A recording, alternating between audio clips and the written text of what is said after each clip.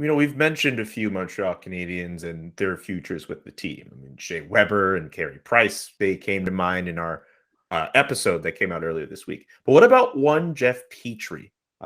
He did not look good at the start of the year under Dominic Ducharme. He was not a fan of the system under Dominic Ducharme, but he looked pretty good under Martin St. Louis. Once the coaching change happened, and people were thinking, hey, you know what? Jeff Petry looks as if he could be on the move in the offseason, and he at least looks a little bit better on the ice to make it easier for him to be traded. But Jeff Petry hasn't necessarily closed the door on that. Rick, I'd like to know, what do you think about Jeff Petry speaking about Dominic Ducharme and the system? He mentioned it earlier in the year, and he mentioned it again in the postmortem. Well, I feel pain anytime I have to be critical of a defenseman. Oh, my goodness. Get over yourself, sir.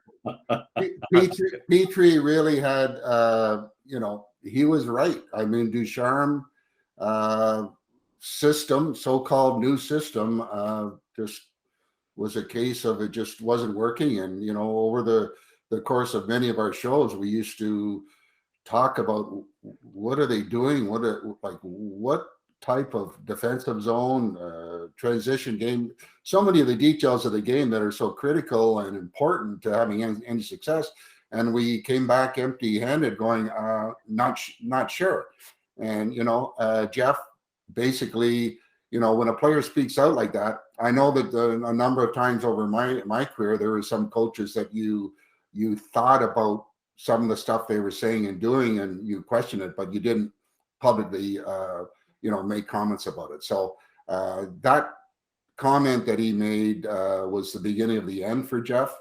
And, the fact that he basically took off to go back home and all this stuff, end of season stuff was happening, to me tells me that it's just a matter of time before he'll be moved out of the organization. I would think by the course of the draft and everything else that's going to be going on, I don't think he'll be part of the Montreal Canadiens starting at training camp next year.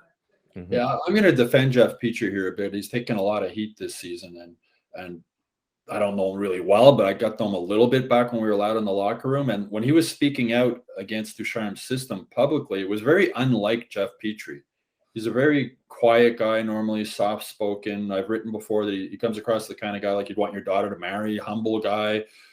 So it was unlike him to speak out. And at the time, I thought he's speaking out as a veteran, speaking out for the frustration in the locker room. And at the postmortem, I asked him that question again, and he said that was what he was doing. He got the vibe of the room, and he said it wasn't a personal thing with Ducharme. It's just his system wasn't working, and he wouldn't change it.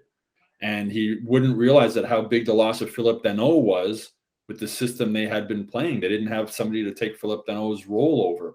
So, it was a hard season for Petry on and off the ice. His wife got fed up with the COVID restrictions here and went back to Michigan with their three boys, saying it was hard because her family and his family couldn't come in to help deal with the kids and that. So Petry was left alone here in Montreal. And as I mentioned, he comes across as a guy you'd want your daughter to marry. You see him interacting with his kids, or we did before COVID outside the Canadiens locker room. He looked like a really good father. We've seen videos of him at home with his kids. So it was a hard season for him from a personal standpoint, and a difficult season for him from the hockey standpoint with Ducharme, who was too stubborn to listen to the players who I'm sure were telling him, this isn't working.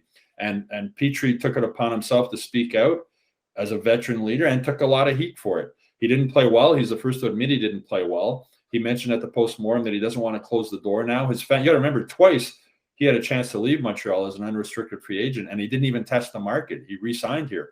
Him and his family loved living in Montreal until this year when things went wrong on and off the ice for them. So he hasn't closed the door on coming back. Having said that, I think Kent Hughes is still going to trade him. I think if Kent Hughes has said all along, if I get a deal that works for both teams, I'm going to move him. So I think Kent Hughes will still try to trade Jeff Petry, but Petry is now not like, get me the hell out of here. I don't want to be here anymore. He's going to say he's going to take some time with his family. And as he said, he didn't want to close the door on Montreal. But if Jeff Petry does leave Montreal, he's taking a lot of heat. And I just think you need to understand the whole situation that was going on with Jeff Petry on and off the ice. And I like that Petry was open, and he was open because Stu asked the question. It was a good question to ask. And I mean, at some point, I don't want to throw dirt on Dominic Ducharme anymore, but that was such a big part of the season, right? What happened before the coaching change, and it was confusing to all of us. So Jeff was forthcoming about that, and I agree too. He'll be traded. On one hand, I thought, okay, if he comes back with the team and he gets back to his old form, then what could they get for him? Like, they would get more than they got for Sherrod, or at least something, probably more, or something equal. But I just think it's become that much of a distraction, even though things have calmed down a little bit, that they'll move him. And I mean, he's at an age too where, okay, he's still good, but I think it would make sense to add to a younger core of guys so they can all sort of grow together.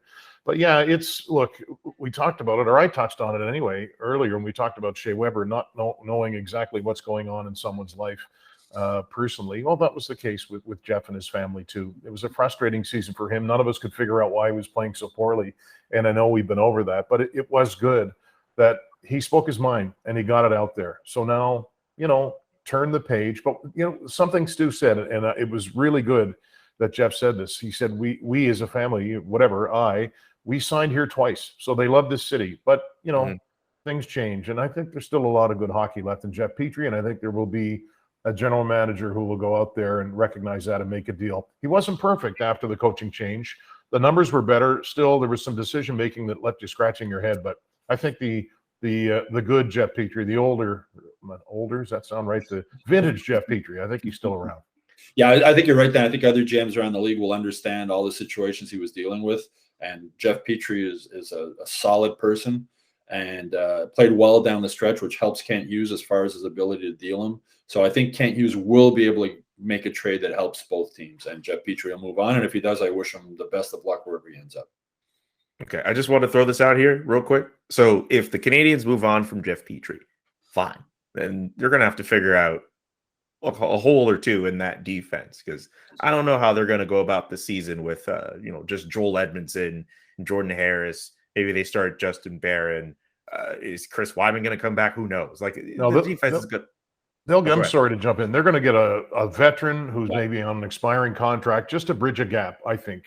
And Rick would know better than, again, I always say this, but I don't think you can trot out 3 or 4 rookies out there. They're going to need somebody to fill in leadership. Dan, that is exactly what I was going for here. And all I'm just going to say is there's a defenseman who's playing in the playoffs right now for a certain team who happens to be from Quebec, who might fit that bill. So I'm just going to leave that there. I'm leaving that there. Who also used to have Kent Hughes as his agent.